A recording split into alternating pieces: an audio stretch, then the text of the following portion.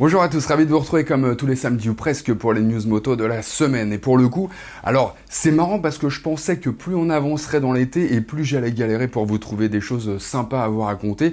Mais manifestement, les constructeurs ont dû avoir un petit peu pitié de moi parce que, soit ils laissent fuiter des grosses infos, soit ils m'organisent carrément des grosses présentations. Alors là, les amis, j'aime autant vous dire que je boude pas mon plaisir et que je vais le partager avec vous. Soit dit en passant, alors je le redis pour ceux qui découvrent ma chaîne seulement maintenant.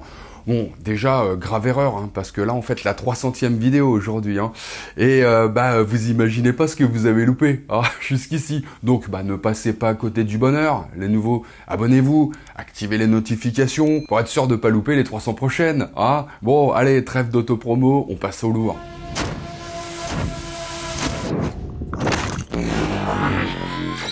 Et quand je dis on passe au lourd, c'est plutôt tout l'inverse en fait. On va plutôt faire dans le léger, pour ne pas dire l'aérien. Vous vous souvenez, je vous ai présenté l'édition finale de la Panigale V2, une série limitée qui manifestement signe la fin du bicylindre qui l'anime, et un gros point d'interrogation sur la suite en ce qui concerne les motorisations Ducati. Et c'est à ce moment-là que Ducati annonce qu'il va présenter une grosse nouveauté. Beaucoup se sont donc dit, voilà, on va découvrir une nouvelle Panigale avec un nouveau bicylindre, et ils avaient tort. Et oui, ce que Ducati nous réservait comme surprise, c'est la nouvelle Panigale V4 et la V4S bien sûr. Et là, on peut dire qu'il y a du changement, les gars. Oula, oui, il y a du gros changement. Tout change ou presque sur cette nouvelle génération de Panigale V4. Déjà d'un point de vue design, pas grand chose à voir avec les précédentes, franchement. Déjà, la forme du carénage a encore évolué pour améliorer, si tant est que ce soit possible, évidemment, la pénétration dans l'air. Les winglets étaient déjà présents, mais là encore, ils évoluent et c'est tout bête, mais le fait qu'ils soient plus noirs, mais couleur carrosserie, je trouve que ça fait moins tache. Voilà, moi je trouve ça quand même beaucoup plus joli comme ça. On voit vite que le réservoir a été modifié aussi, mais aussi la boucle arrière. Soit dit en passant, on remarque aussi qu'il est prévu de retirer facilement le support de plaque et les rétros. Les rétros qui sont plus donc fixés sur la bulle, mais sous la bulle. C'est tout bête, mais pour ceux qui voudront faire de la piste, ça évitera d'être obligé de fixer des espèces de plaques là pour boucher les trous.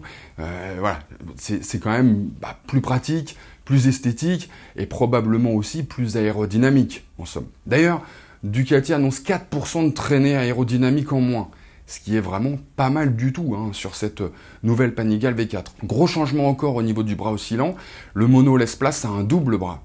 Et ça les amis, ça va faire parler à mon avis. Ah ouais, c'est sûr. Mais attention, ce qui risque de faire parler aussi, c'est son design avec cet énorme trou là au milieu. C'est en fait un hollow swing arm, comme ils l'ont baptisé chez Ducati. Et il voit sa rigidité latérale baisser de 37%. Et accessoirement, ça permet aussi de gagner 3,8 kg.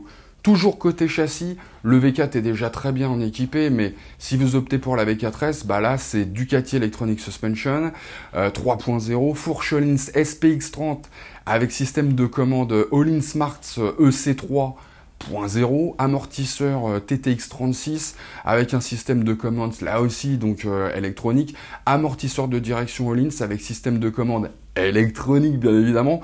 Roue en aluminium forgé et batterie au lithium. Résultat, ça colle à l'asphalte, malgré un poids qui descend encore de 4 kg pour finir à 187 kg à vide, sans le carburant bien sûr. Côté moteur, on est sur un Desmodici Stradale qui monte à 216 chevaux à 13 500 tours minute et un couple de 12,3 mètres-kg. Alors je laisse les amateurs de Newton-mètre faire la conversion à 11 250 tours minute. Voilà, ce qui, vous en conviendrez, est déjà pas mal. Mais en configuration de piste, donc avec la ligne Ducati Performance signée Akrapovic, ça peut monter à 228 chevaux. Et évidemment, pour contrôler tout ça, alors on avait le choix entre relier directement la moto à Cap Canaveral, pour que vous soyez surveillé en permanence par la NASA, ou la blindée d'électronique de pointe. Ils ont choisi l'électronique de pointe. Résultat, traction control DVO, slide control, wheelie control, power launch, Engine Brake Control, Quick Shift 2.0, donc sont au programme, ainsi qu'un écran de presque 7 pouces qui enregistre toutes les données de votre pilotage grâce notamment à un GPS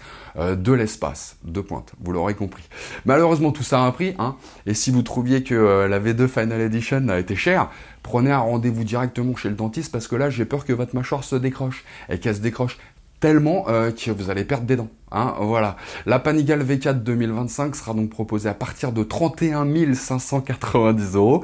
C'est copieux, mais attendez, hein, c'est que l'entrée de gamme là. Hein. Le plat de résistance, c'est la Panigale VK13 donc, hein, et là c'est 37 990 €. Mais attention à ce prix-là, on parle pas de guidon gravé là, de certificat d'authenticité ou de housse personnalisée. Hein. Là, quand tu ressors de la concession, c'est avec la moto et le sourire du vendeur. Hein. Ah ouais, bah là t'as fait un heureux, t'es tranquille, crois-moi bien. Hein. Lui ce jour-là, il sera pas passé à côté du bonheur. Hein, on s'abonne. On continue avec une indienne, tiens.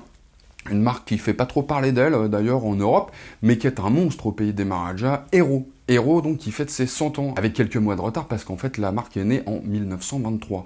Elle fête donc ses 100 ans quand même, hein, avec une moto créée pour l'occasion et baptisée The Centennial. Et là où d'habitude, ils font plutôt dans le cheap, on trouve de l'alu, du carbone et tutti quanti, fourché inversé de 43 mm réglable, mono-amortisseur Wilbers, marque allemande, hein, full réglable, frein radial à l'avant, et tout ça pour un poids de 158 kg à sec. Bon, calmons-nous. Hein. Elle est équipée d'un monocylindre de 210 cm3 qui lâche un gourmand 25,5 chevaux et 20 Nm de couple, quand la météo est clémente, attention. Bon, là, vu la présence d'une Niga Krapovic, ça sera peut-être un petit peu plus, mais quoi, 2-3 chevaux de plus peut-être. Bon, il y en aura que 100, et on connaît pas encore le prix. En revanche, le moins qu'on puisse dire, c'est qu'en termes de look, c'est original. Hein. Faut dire qu'elle a été dessinée conjointement par les centres de design indiens, mais aussi allemands de Hero. Les Allemands qui, depuis quelques temps, question design, ils se cherchent, on va dire. Ah, ce sont pas les photos volées de la future BMW R1300 GS qui vont me faire mentir, j'ai l'impression. Oui les amis, elle a été chopée par Motorrad en plein essai routier et on voit plutôt bien, je trouve, cette moto. En tout cas, on n'a aucun mal à se rendre compte qu'elle évolue pas mal, question design notamment. C'est plus anguleux qu'avant, hein, une espèce de bec à l'avant et tout là. Et il semblerait bien que les écopes de radiateur soient des volets latéraux à géométrie variable. En gros, en fonction de la vitesse ou des conditions météo, on pourra adapter la protection du carénage apparemment.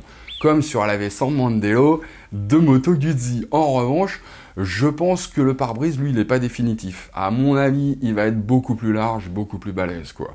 À l'arrière comme à l'avant, on n'a aucun mal à voir des radars, hein, qui permettent de bénéficier d'un régulateur de vitesse adaptatif et d'une alerte collision. Et on voit aussi une toute nouvelle face avant, donc avec un phare central plutôt petit à LED et séparé donc des feux de jour et des feux de virage. Pour les clignotants, direction les rétroviseurs. L'autre information que ces photos semblent nous donner, c'est la présence d'une boîte de vitesse ASA, c'est-à-dire donc sans levier d'embrayage, juste le sélecteur si on veut. Et pour finir, on voit que l'écran couleur qui fait office d'instrumentation grossit encore. C'est juste immense. Bon, pour le reste, difficile à dire. On peut donc imaginer que le Boxer délivrera lui aussi 145 chevaux à 7750 tours minute et 149 Nm de couple à 6500 tours minute.